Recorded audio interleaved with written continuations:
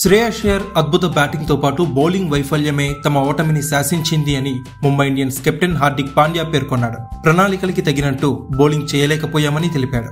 IPL 2025 సీజన్లో భాగంగా Punjab Kings తో ఆదివారం జరిగిన క్వాలిఫైర్ 2 మ్యాచ్లో సమష్టిగా విఫలమైన ముంబై ఇండియన్స్ 5 వికెట్ల తేడాతో ఓటమి పాలైంది.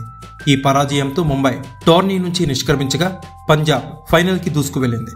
ఈ మ్యాచ్ అనంతరం మాట్లాడిన హార్దిక్ పాండ్యా బుమ్రా వైఫల్యం తమ విజయావకాశాల్ని దెబ్బతీసింది అన్నాడు.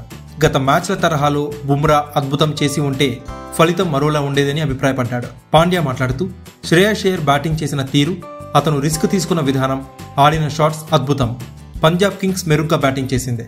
అయితే ఇది డిఫెండ్ చేసుకోగలిగే లక్ష్యమే, కానీ మా బౌలింగ్ యూనిట్ నుంచి ఆశించిన ప్రదర్శన రాలేదు. ఇలాంటి బిగ్ మ్యాచ్ల్లో స్ట్రాటజీస్ కి తగినట్టు బౌలింగ్ చేయడం చాలా ముఖ్యం. పంజాబ్ కింగ్స్ బ్యాటర్లు చాలా ప్రశాంతంగా ఆడారు, మమ్మల్ని ఒత్తిడిలోకి నెట్టారు. దాంతో మా ప్రణాళికల్ని మేం సమర్థవంతంగా అమలు చేయలేకపోయాం. కెప్టెన్ గా నేను కూడా తడబడ్డాను. మేం ఇంకాస్త మెరుగ్గా రాణించాల్సిందే. సరైన లెంత్ లో బౌలింగ్ చేయడం, సరైన సమయంలో సరైన బౌలర్ ని ఉపయోగించడం వంటివి చేసి ఉంటే ఫలితం మరోలా ఉండేది. బుమ్రా బౌలింగ్ విషయంలో ఏది సరైందని ఖచ్చితంగా చెప్పలేం. 17వ ఓవర్ వేయించి ఉంటే మరీ తొందర అయ్యేది. ఆ సమయంలో పంజాబ్ విజయానికి 4 ఓవర్స్ లో 41 పరుగులు అవసరమయ్యాయి. బుమ్రాకి పరిస్థితి తెలుసు.